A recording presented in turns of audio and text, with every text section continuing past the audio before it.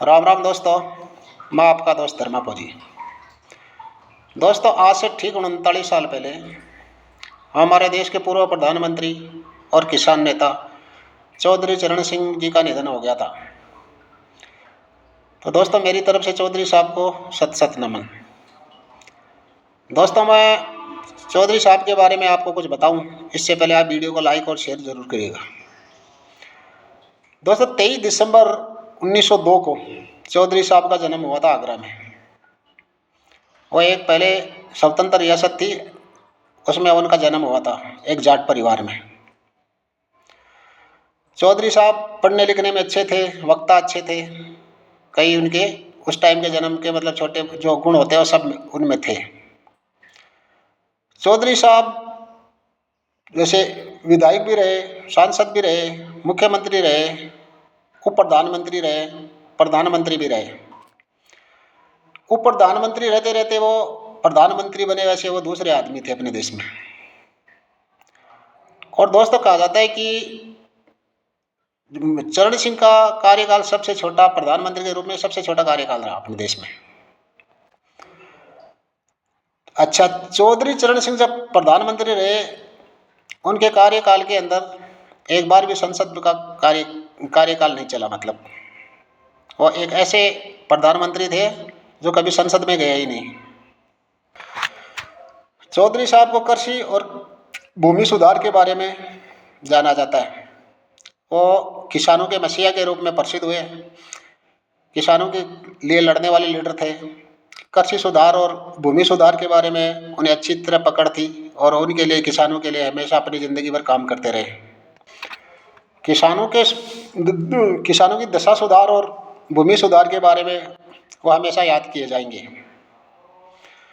दोस्तों, चौधरी चरण सिंह आज़ादी की लड़ाई में भी लड़े। उन्होंने कई बार जेल काटी, तकरीबन 4 से 5 बार वो जेल गए। और नमक सुधार आंदोलन में उनको सबसे लंबी जेल हुई थी, वो थी 12 साल की। मतलब जो नमक सुधार आंदोलन था, नमक कानून, उनमें उनको सबसे लंबी जेल हुई थी, वो थी 12 साल की जेल। वो 12 साल तक लगातार जेल में रहे। उसके बाद वो छूटे। उनके बाद में कई जगह उन्होंने संगठनों में, छोटे मोटे संगठनों में काम किया। फिर भी उन्हें 1 साल 2 साल 1 साल 2 साल की ऐसी जेल होती रही और वो हमेशा उसका सामना करते रहे। दोस्तों, चौधरी चरण सिंह लंबे समय तक कांग्रेस पार्टी से जुड़े रहे, लेकिन कुछ विवादों के कारण बाद में उन्होंने कांग्रेस पार्टी छोड़ दी और अपना एक अलग ही दल बना लिया। मतलब उन्होंने अपनी एक अलग पार्टी बना ली। उसका नाम रखा उन्होंने भारतीय क्रांति पार्टी।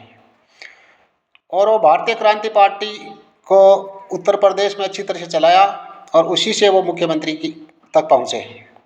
कहा जाता है कि वो उत्तर भारत में गैर कांग्रेसी पहले मुख्यमंत्री बन गए थे।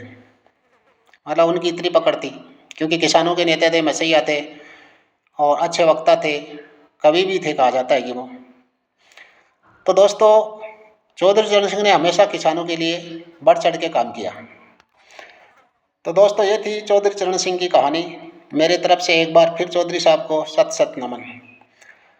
अभी दोस्तों, आज ही के दिन एक कारनामा और हुआ था अपनी दुनिया में। वो था एवरेस्ट की चढ़ाई। मतलब एवरेस्ट फतेह करने का दिन भी आज 29 मई के दिन ही हुआ था। 29 मई को दुनिया के 2 जाबाज एवरेस्ट पर पहले फतेह हासिल की थी। उनके नाम थे सर एडमंड हिलेरी, जो जर्मनी के रहने वाले थे, और दूसरे थे नेपाल के, उनका नाम था तानजिंग नार्गे। तो दोस्तों, आज के दिन ये 2 इतिहास के पन्ने अपने देश में याद दिलाते हैं हमें। तो दोस्तों, ये थी आज की बात। अच्छी लगी तो लाइक और कमेंट जरूर करना। जय हिंद, जय भारत।